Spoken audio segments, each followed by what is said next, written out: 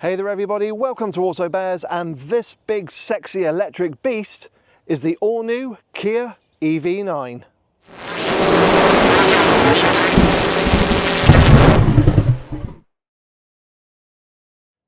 Now the EV9 is Kia's fourth electric vehicle, following the Soul, the Niro and the EV6. And I mean, boy oh boy, look what they've come up with. I mean, I was not expecting a flagship 6 or 7 seater electric SUV, and I especially wasn't expecting one that was going to take on the likes of JLR and the Germans. I mean, they really are bringing their A game. Now, with the styling of the EV9, it is a departure from other Kias that we've seen, although I do think there are hints of Niro in its actual design statement, which is no bad thing because the Niro is a very good looking car. We've got this very unique daytime running light, we've got the cluster of LEDs as well, and I also love the tail light design. It's a very bold statement from the Korean brand. But this is actually the kind of style statement we're going to see from Kia from now on, especially with the likes of the upcoming EV3 and the facelifted EV6, which looks to kind of incorporate this new daytime running light, but we'll see that in a year or two. But I love as well, it's got a very imposing boxy design, the flat front end as well. Of course, this is an electric vehicle, there's no engine under there, but it is also bloody massive. I mean, this really is a big car, and it is, like I said, taking on some of the true premium brands. And the big question should be, should they be worried? Well, stick with me to find out. Sat in the front of the EV9, you are greeted by a very spacious and well screwed together interior that's very comfortable, but you can also see where the design is starting to evolve as well. You can tell that Kia and Hyundai are still working at perfecting the interiors of their electric vehicles, and that's no bad thing. Now, because I've got the GT line, I've got electrically adjustable seats. There's a huge amount of adjustment, both for the driver and front passenger, so that's actually really handy. Also, the steering is electrically adjustable as well. That's the first I've come across in a Kia. And then when it comes to the interior quality, there's a mix of soft touch plastics and hard plastics in here, but there's actually yeah, a nice mixture of them. We've even got some fabric here as well on the sides of the center console and the dash. We've got some soft touch plastics here on top of the doors, on top of the dash as well. We've got this kind of hard plastic here on the dash, but this actually hides a few of the buttons which are hidden now because the car's turned off, but they do give you haptic feedback. These are actually the shortcut buttons for the infotainment system. So that's a new quirky feature from Kia. And then when it comes to things like cubby spaces, it's actually really good. We've got some very decent sized door pockets where you can get a medium sized bottle of drink in there, but they're not lined with any fabric. Now on the center console, which is a floating center console, I've got 2 cup holders on the top here, which if I press the little buttons will release them, just like we've seen in the Niro, which is actually very quirky. But if you're not using them, you can put something else in there and close it up. So I do like that. Just behind there, we have got your wireless charging pad, and you've got a little bit of extra space underneath, which is perfect for perhaps a wallet or putting the key in there. There's also a couple of extra cup holders back here, but I don't think they're going to be for the driver and front passenger. And then underneath the floating console, we've got an extra tray area, which is rubber lined, perfect for putting some larger items down there. And then we've got the glove box, which is actually of a really decent size. It is lined with fabric as well, and yeah, it's actually got a shelf in there as well, which is very decent. I am impressed by that. Just wish the opening would go a little bit bigger because it is quite narrow. So yeah, when it comes to the cubby spaces and the general kind of interior of the EV9, when you get into it, it does feel like a massive step up from other cars from the Korean brand. But then again, for 65 grand upwards, yeah, you would expect that. So I'm really glad to kind of sit here and feel as though this interior does match the price tag. there are some quirky features on here, and I'm really glad that Kia haven't gone the way of having everything controlled via a central touchscreen. So as I mentioned, we have got some touch sensitive buttons here on this bit of hard plastic. They do give you haptic feedback as well, and that is pretty cool for the infotainment system. Now just below there we've got a little rocker switch for the volume, or to turn the audio on and off, and then a couple of rocker switches here for the dual zone climate control, which is really handy because we now have a 5.3-inch display in between the two 12.3-inch displays, which operates all the kind of controls for the dual zone climate control. Now, I would recommend using this screen for kind of the little nitty-gritty features, you know, demisting of the front and rear screens, where you want the position of the air to go, things like that. But then the main kind of controls for the fan strength, temperature for both your driver and front passenger, and also the directions can actually be accessed here as well. So that's actually really handy, and I'm so glad that Kia have kept them, because when you're driving, part of the steering wheel blocks out that screen, so it can make it a bit awkward to operate it, especially when on the move. Now just below there we have got two USB-C charging inputs and a 12-volt socket. I do like the way it's kind of got that clicky lever effect to it. I do like that. But we've got this new feature as well that we're starting to see in Hyundai Group cars, where one of the USB-C charging inputs is either used as a direct charger for your mobile device, or you use it for the Apple CarPlay. You just got to kind of press the button to decide how you want to use it. And the only thing I would say is, with my cable, I don't know where I want to put my phone. Do I want to put it down in the tray down here where it's kind of hanging, or do I want to put it up here? There's no dedicated area for it. And there is a little recess here as well, which I think could be perfect for perhaps a bit of netting, like we've seen in other Hyundai Group cars. So you can use that, you know, and store your phone when you're on the move. Now we have got a couple of buttons here on the center console, just in front of the wireless charging pad, and they do things like your parking sensors, 360 camera, hill descent control, because this is the GT line, we've got all-wheel drive, and your auto hold. There is also a little button there for your fingerprint identification, because this is one of the new ways you can kind of set the car up and program it for yourself. On the steering wheel, we have got the familiar features from Hyundai Group cars. On the left-hand side, your radar-guided cruise control and all your buttons for the driver data display. And on the right-hand side is your radio, media, and communication controls, and they're all nicely laid out. Now I have got a couple of buttons on the bottom of the steering wheel. These are your drive mode select and your terrain mode, because again, I've got the all-wheel drive. And then on the right-hand side of the steering wheel, just below the air vent, we've got buttons to open up the boot and the frunk. We've also got a couple of buttons here to do things like your memory for the seats, heated steering wheel. There is also one as well for your massage function, and heated and ventilated seats. So even this GT line spec is really well kitted out, and these seats are really lovely. They do hold a big bear like me in place. So yeah, when it comes to kind of the button layout here in the EV9, there's still a few here. You can still operate things using physical buttons and not everything via the central touchscreen. And then, as I mentioned, we've got your infotainment system and your digital driver display, both 12.3-inch displays, as we've become used to on Hyundai Group vehicles, and they work really well. I've got Apple CarPlay and Android Auto. Apple CarPlay is wireless. Thank you, Kia, for giving that to us.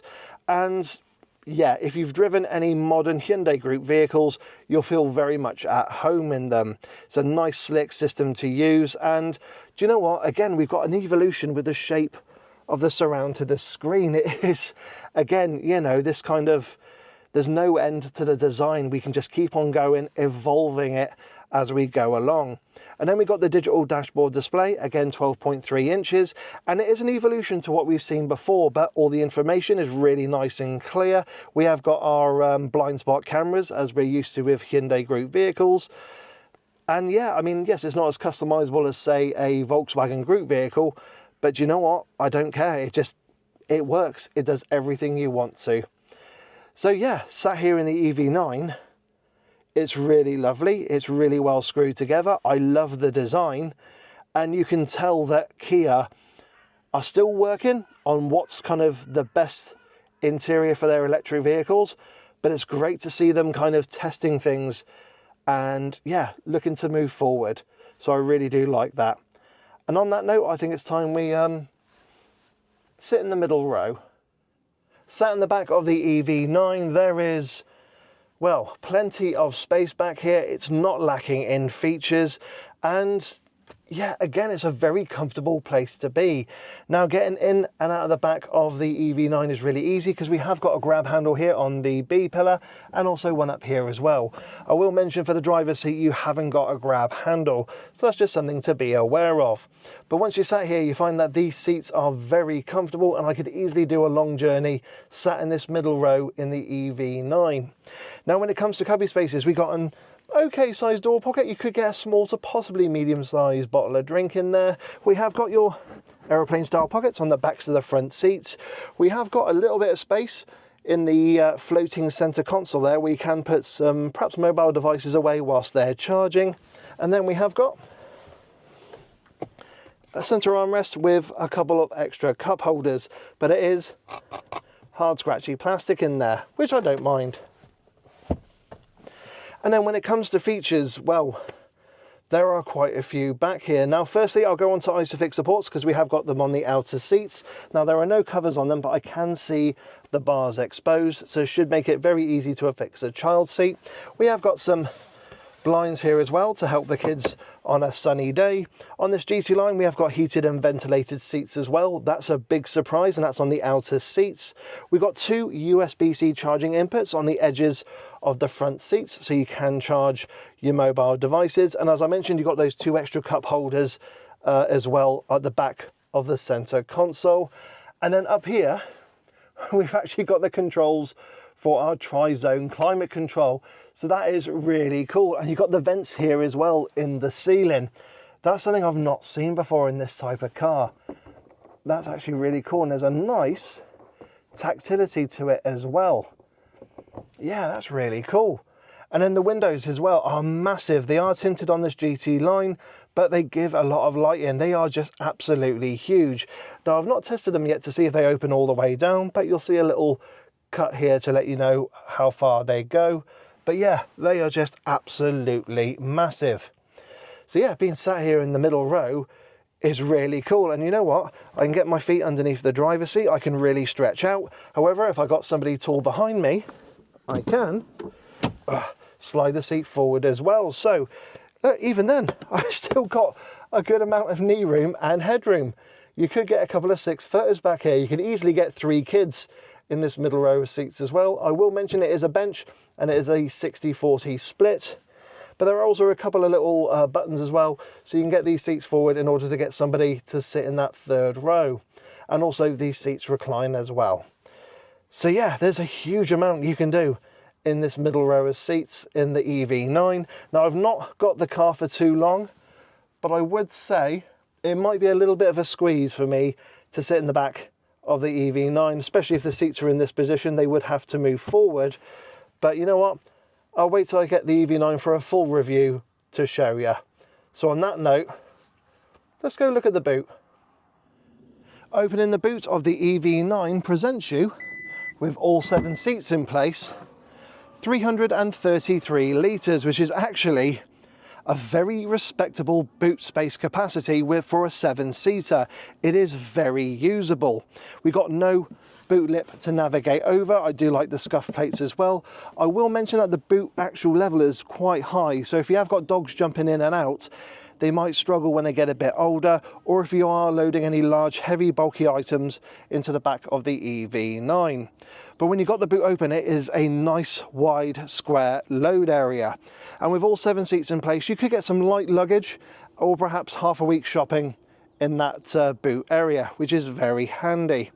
Now, it's not devoid of features either. On the left-hand side, we have got a 12-volt socket, and we have got this little switch here, which I think is for kind of adjusting the height of the boot, just in case you're a little bit short. So that is actually quite handy. We have also got a little lip there for the tonneau cover if you want to put one in place. Then we have got a bit of underfloor storage where we have got that tonneau cover, but it is actually quite handy. We've got your locking wheel nuts, and we have got your tyre pressure kit, and we have also got a bit of netting here as well. Again, very handy, and you can, if I can get him out, use a little hook here to kind of keep the boot floor up in place if you want it. Okay, that's working there. And then on the right hand side, we have got a 3-pin socket, which is really handy. So if you are camping or something, you can actually operate some powerful machinery there, which is very cool. But we've also got buttons here to not only lower the rear seats, but also the middle row as well. So if I do press for the 3rd row,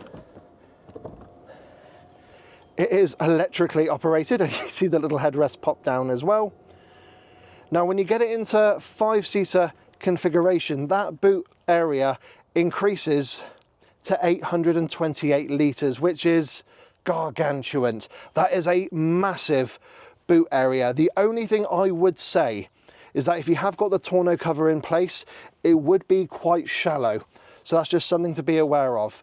But then we can get the 2nd row down, and then the boot area increases to over 2,300 litres. That is just wow. So yeah, as a 7-seater SUV,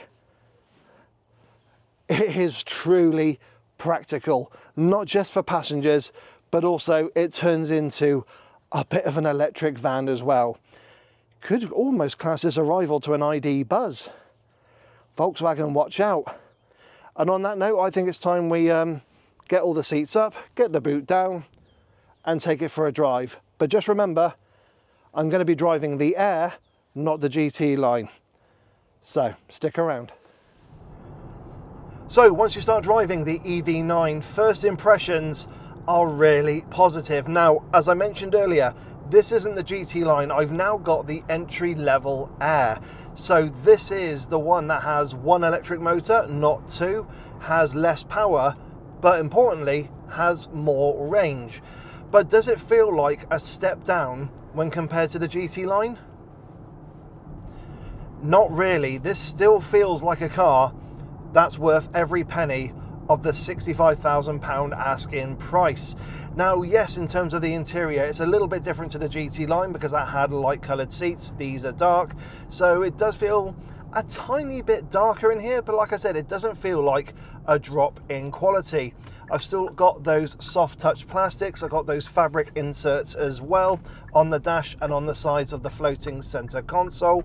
And yeah, I've still got all the physical buttons that I had earlier. And it just happens to be an Air spec that I've got. Now, one thing I will say when you do start driving the EV9 is that it can feel quite big, especially if you drive down any B roads, because to be honest, it is a big car. I mean, this is actually bigger than a Land Rover Discovery. So yeah, you are going to make a bit of an impact with the car's size. And that's not necessarily a bad thing. I mean, it's a big 7-seater SUV, or 6-seater if you go for it. And visibility is actually really good. Because I sit really high up, I've got a wonderful commanding view of the road ahead. The A-pillars are not as thick as I was expecting them to be, but the way they are raked, I could imagine perhaps on occasion having to look around them at certain junctions. The wing mirrors are of a massive shape and size, and I have got blind spot monitoring on them as well, and also I've got the blind spot cameras as standard on this Air trim, so that is a real bonus. And then if I look over my shoulder, I actually find that the C pillar and D pillar are very thin as well. There's a kind of a big window in that C and D pillar, which is actually really good for rear passengers, but also helps with that kind of blind spot. And then I have got my rear visibility, which is not too bad. The window is actually of a really good size, but if you've got all the headrests in place, yeah, it does obstruct your view. However, I can just have a little flick there of the rear view mirror, and I've now got a rear view camera. Now, I know these are beginning to kind of grow and become a bit of a trend now in modern cars. They're okay during the day. They are usually quite poor at night. The image quality gets very noisy, and it is a little bit difficult sometimes to kind of gauge your depth with them. But do you know what? If you have just people in the car, it is very handy. I mean, importantly, you're going to be looking forward, not backwards. But then there's also the refinement levels when you get driving the EV9. It is very quiet, as you would expect from an electric vehicle, and very comfortable as well. So yeah, once you get going in the EV9, it does feel it's worth its price. You get an awful lot of car for your money. Now, there are 3 trim levels to choose from in the EV9 range. There is the entry level Air, which is what I've got here, and I can tell you now it does not feel entry level. You got the mid-spec GT line, which is the car I looked at earlier, and then you got the top of the range GT Line S. Now, if you go for the Air, basically you're going to get a single motor, you're going to get the most range, but you are going to get a dip in performance. But if range is important to you, then you're not going to be really too concerned about the performance aspects of the car, so that's the one to go for. And I'll be absolutely honest, I would recommend looking at the Air to begin with, because in terms of standard equipment, you will not be left wanting. Compared to the GT line I drove and looked at earlier, the only things that are missing is that I haven't got electrically adjustable steering, I haven't got a massage function on the seats, and I actually haven't got the kind of sit back and recline function on the front seats as well. And I think that's it, because I've got the blind spot cameras, I've got radar guided cruise control, I've got Apple CarPlay and Android Auto, I've got the haptic feedback shortcut buttons here on the dash. Because I haven't got all-wheel drive, I'm missing a button on the steering wheel, so I haven't got a terrain mode. And that's about it. I'm not joking, I'm driving this now and I don't feel like I'm in a base spec car. This is just really impressive, the amount of standard equipment you get in the EV9. Now, as you probably heard, yes, because you get all the safety equipment as well, you're going to get all the bongs that come with it, which is no bad thing. You can, of course, turn them off, but you have to do it every single time you get in the car. But yeah, I'll be absolutely honest, look at the Air spec, because in terms of standard equipment, it's absolutely spot on. You just get more luxuries the higher you go, and also you get more range as well. Now, when it comes to powering the EV9, at the heart of it, there is one battery available, and that's a 99.8 kilowatt hour battery. So yes, it is larger than the battery you get in the likes of the EV6, Ioniq 5 and 6, and Genesis GV60. Now, when it comes to power with this Air spec, you get a single motor, it is rear wheel drive, and you get around 200 brake horsepower and 350 Newton meters of torque. If you go for the GT line or GT Line S, you get a twin motor setup, so it's all wheel drive. Power is increased to around 378 brake horsepower, and you get 700 Newton meters of torque. So there is an impressive lift in power and performance. Granted, it is going to add extra weight to the car. Now, in regards to performance with this single motor Air, 0 to 62 takes around 9.4 seconds, which isn't too bad, but then again, you're going for the Air for the range, not the performance side of things. And if you go for the GT line or GT Line S, yes, with that added performance, 0 to 60 takes around 5.3 seconds. So again, that is actually pretty impressive for what is a 2.5 ton car. So if you want the performance, you want that kind of, I'd say, confidence to have the all-wheel drive system in place, then by all means go for the GT line or GT Line S. But if it's range that you're after, the Air is the one to go for, because it has got a claimed range, from what Kia say, of around 349 miles. Now, the GT line and GT Line S with the dual motor setup, actually it's not a massive drop in range, it's actually around 313 miles. So, you know, when it comes to range and that is very respectable in a big 7-seater SUV.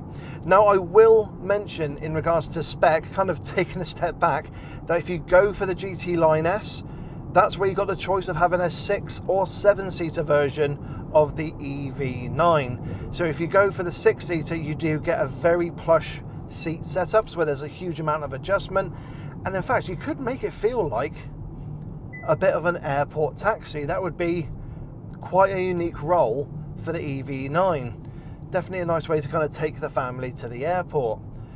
But yeah, when it comes to kind of the range and everything, with the batteries on the EV9, the Air is the one to go for. You get the same size battery, just half the motor, but performance is still very admirable. Now, when it comes to brake regeneration and charging in the EV9, of course, this being a Hyundai Group electric vehicle, it's going to be impressive. Now, when it comes to brake regen, of course, we've got the flappy paddles on the back of the steering wheel, and you can go to a full i-pedal system, so essentially a one-pedal drive. And it does put a good amount of regen back through the braking, so it doesn't really mean that, yeah, for about 90% of the time, you don't need to use the brake pedal. There are various versions as well of the regen system. You can have it as an automatic system where it works in conjunction with the radar guided cruise control, or you can turn the system off and just have it coast for England as you just kind of fly through the A roads of the UK, just using its own momentum and inertia. And then you've got the charging of the EV9. Now, I think it's around 220 kilowatt charging it can do. It can't do the full 350 of its smaller siblings, the EV6, Ioniq 5 and GV60. However, it is still very impressive. So, if you are to charge the EV9 on a 350 kilowatt charger, what you will find is that you will get from 10 to 80% in around 24 minutes. And that is actually still very impressive. And don't forget as well, we've got a larger battery in the EV9 compared to the likes of the EV6, Ioniq 5 and GV60. So it'll be interesting to see what other manufacturers can do, from Hyundai Group should I say, with this larger battery. I mean, we have got the Ioniq 7 being unveiled, I believe, in 2024, and it is essentially going to be a Hyundai version of the EV9. But I've been keen to see what Genesis do with this battery and setup, because I'm sure they could get an electric GV80 and that would feel very plush indeed. And you've got some very proven batteries and architecture from Hyundai Group already. So yeah, again, just like with the performance and range of the EV9, charging capabilities and brake regen capabilities are still very strong. So what about the EV9's ride and refinement? Well, as I mentioned earlier, when I started driving the EV9, the refinement levels are really positive. It's a very quiet car to be in, apart from the bongs and everything, when they let you know that you're changing speed zone, and if you go over the speed limit or stray across the lines or anything. But when you get going, it feels like a really refined electric vehicle. Little bit of wind noise coming off the A-pillar and the wing mirror, but it's not too intrusive. In fact, the main kind of noise coming into the cabin is a bit of tyre roar, and even then it's not too bad. Now, I've just got a standard sound system here in this Air trim, but it's still very decent and will definitely kind of take away those intrusions from the outside. But when it comes to ride with the EV9, again, like the refinement, it is very good. Now, in typical Hyundai Group fashion, I have found with the Air, at low speed on a poor road surface, it can be a little bit fidgety. It can just feel a little bit unsettled. You just feel some of those bumps and imperfections come through. Now, granted, these seats are very comfortable. They do hold a big bear like me in place, and they do take an awful lot of the vibration that comes into the cabin. So it does mean when you're driving the EV9, it is really lovely and relaxing. Every so often you could hit a manhole cover or a pothole. You get a little bit of a boom and a thud come into the cabin, but again, it is very well managed by the suspension. This would be an absolutely lovely long-range cruiser, and it'd be perfect to just kind of sit on the motorway and let it do its thing. But yeah, when it comes to the ride and refinement, it is set up to be a nice, comfortable family electric SUV. But like I said, it can feel a little bit fidgety at low speed, and the main intrusion when you're driving, it's just a little bit of road noise coming through. So what is the EV9's handling like? Well, just like the ride, where it's kind of built to be a big, comfortable family electric SUV, the handling very nicely complements that. It's not a sporty SUV, but you do feel connected to the front wheels. The steering wheel itself is actually nice and big and chunky. It's not a full circle. It has actually got this kind of slightly straightened off top and bottom to it, but it has got a nice sporty feel. And you do feel, like I said, connected to the front wheels. There is a little bit of weight in the steering, so you can kind of feel like what's going on, but it's, like I said, not sporty. It's not a car that's going to reward you chucking it into the corners. This is just perfect for day-to-day driving, and the steering is actually light enough to make parking the EV9 pretty easy. But don't forget, it is a big SUV. And yeah, driving it on these roads in Oxfordshire, I've been really impressed by it, especially when kind of navigating it down some narrow B roads where I've got to kind of move and make sure I can fit. It's done a really able job. I've been really impressed by it. I can understand why this car already has won so many accolades, because it just does everything it's meant to do. So yeah, when it comes to the handling side of the EV9, it's not a sporty SUV. There is a little bit of roll and lean in the corners, but it feels composed and perfect for driving every day. So what are my thoughts on the Kia EV9 here on its Air and GT line launch in the UK? Well, I really like it. This is a proper electric bear bus. It's very comfortable. The range is very good as well, especially if you go for the Air trim. And like I said, in terms of standard equipment, just wow, Kia have really done their homework to make sure that this has everything that you would want and need from the base spec upwards. This definitely feels like a £65,000 7-seater. Of course, a lot of the money has gone onto the electrification side of the EV9, but this is a very good looking car. I think this is, well, just an absolutely gorgeous SUV. I think this is really going to ruffle the feathers of the German premium brands as well as JLR. Yeah, this feels like a £65,000 electric SUV. The interior is really lovely. It does feel like it's that kind of evolution in its design. You can tell that perhaps the next car from Kia will have something tweaked on it and changed, which is no bad thing. But yeah, they are, the Koreans, really moving the bar, and they are causing other manufacturers to truly think about what vehicles they're bringing out. So everyone, I hope you've enjoyed my first drive review of the new Kia EV9 electric 7-seater family SUV here on its Air and GT line launch. As always, don't forget to like, don't forget to subscribe and hit that bell notifications icon to let you know when I, Dave the Auto Bear, bring out a new video. Now, if you've got any questions regarding the EV9 and my brief time with it, please put them down in the comments section below and I'll do my utmost to answer them.